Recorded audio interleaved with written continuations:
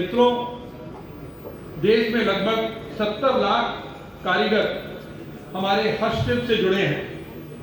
जैसे कि अभी आदरणीय डॉक्टर महेश शर्मा जी ने कहा कि ये जो गिविंग वाली बात है, तो आप उस रोल को अदा करते हुए देश में 70 लाख क्राफ्ट्सपर्सन के साथ जो खासतौर पर छोटे और वीकर सेक्शन से जुड़े हुए हैं, आप उनको लगातार रोजगार प्रदान करने की स्थिति में हैं।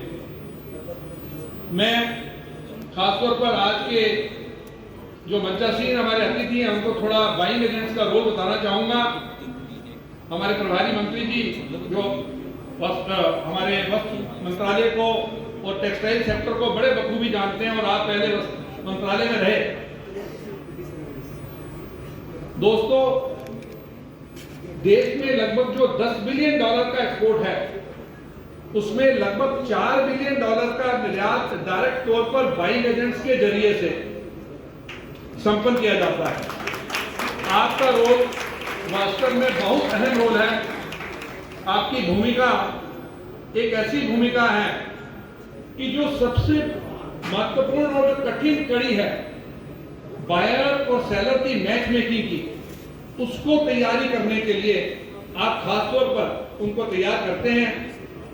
बायर को ये कहना कि वास्तव में आप चाइना से अगर बाई कर रहे हैं तो इंडिया से क्यों नहीं बाई कर सकते, और उस सारे में सोर्सिंग के लिए जितना लेवल ऑफ कंफर्ट आप बाइंग एजेंट दे सकते हैं, वो शायद एक डायरेक्ट निर्यातक जाकर के बायर को, बड़े बायर को खासतौर पर नहीं दे सकता। मैं समझता हूं नोएडा खासतौर पर इसमें काफी आगे बढ़कर के आया है, और उसके लिए मुख्य तौर पर हमारे यहाँ की सरकार और हमारे यहाँ खासतौर पर हमारे जैसे माननीय सांसद महोदय हैं, और यहाँ का नोएडा का प्रभावी जो एक वातावरण है जो एंटरप्रेन्योर की फेवर में तैयार किया गया है, वो समझा जा रहा है। मैं आपको बताना चाहूंगा कि आने वाले समय में ये हैंडीक्राफ्ट और हैंडलूम से बहुत आगे निकल के अगले 5 वर्षों में नोएडा सेमी कंडक्टर के लिए एक बहुत बड़ी भूमि तैयार कर रहा है। 11 सितंबर को एक्सपो मार्ट में सेमी कॉन के ऊपर एक बहुत बड़ा कार्यक्रम होने जा रहा है, जिसमें माननीय प्रधानमंत्री जी उसमें मुख्य अतिथि रहेंगे, और बहुत बड़ी तौर पर इन्वेस्टमेंट नोएडा क्षेत्र में सेमीकंडक्टर के क्षेत्र में भी आने वाली है।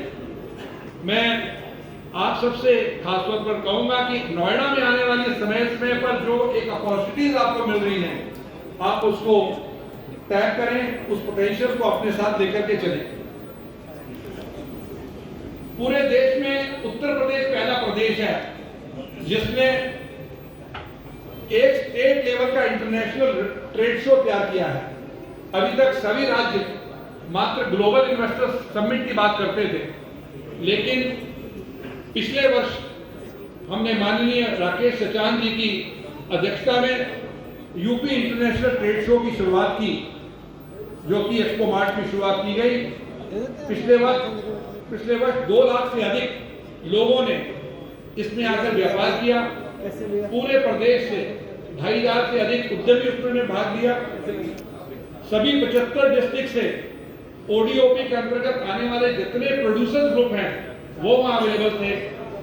मैं समझता हूं कि आप सबके लिए 25 से 29 सितंबर को होने वाले यूपी इंटरनेशनल ट्रेड शो में सोर्सिंग के लिए, कनेक्टिविटी के लिए, मैच मेकिंग के लिए एक बड़ा अवसर आपके सामने आने वाला है, और जब मैं समझता हूं कि आप उस अवसर का लाभ उठाएंगे।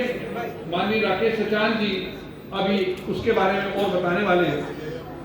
इसके अतिरिक्त जैसा कि शर्मा जी ने बताया था कि अक्टूबर में हमारा कॉटन शो हो रहा है।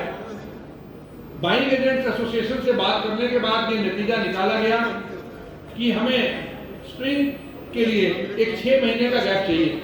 इसके चलते हम लोग अगला स्प्रिंग फेयर दिल्ली 16 से 19 अप्रैल यानी चाइना के साथ डेट्स को कोऑर्डिनेट करते हुए, उनके गेंजाओ शो के साथ, कैंटिन शो के साथ डेट को कंसाइड करते हुए हम 16 से 19 अप्रैल को करने जा रहे हैं। और ऐसे में मैं चाहूंगा कि बाइंग एजेंट्स अपने सभी बायर्स को इस एक महत्वपूर्ण तिथि को भी बनाने में सक्षम। आज वास्तव में एक बड़ी अपॉर्चुनिटी हम सब लोगों के बीच में बाइंग एजेंट्स और सेलर दोनों पे कनेक्टिविटी की है। और मैं समझता हूं कि भोजन के दौरान आप सभी लोग अपने बाइंग एजेंट्स के साथ अच्छे तरीके से कनेक्ट रहें, क्योंकि इतनी बड़ी संख्या में सभी बाइंग एजेंट्स का यहाँ पर एकत्रित होना आज के दौर में मैं समझता हूँ बिजनेस आपके द्वार एक ऐसा एक आपको महत्वपूर्ण आपका पड़ाव है और इससे कुछ न कुछ निकल कर सामने आएगा। इसके साथ ही मैं पुनः हमारे मुख्य अतिथि श्री राकेश अचान जी, प्रभारी मंत्री जी और खास तौर पर हमारे माननीय सांसद जिन्होंने यहाँ जेवर एयरपोर्ट को लाने में बहुत बड़ी भूमिका अदा की है, आपको ये बताना चाहूँगा कि जेवर एयरपोर्ट आने वाले वर्षों में यानी कि शायद जनवरी 2025 में शुरुआत होने जा रही है। देश का सबसे बड़ा एयरपोर्ट जिसमें 5 रनवे होंगे, जबकि बाकी एयरपोर्ट 3 रनवे पे चल रहे हैं।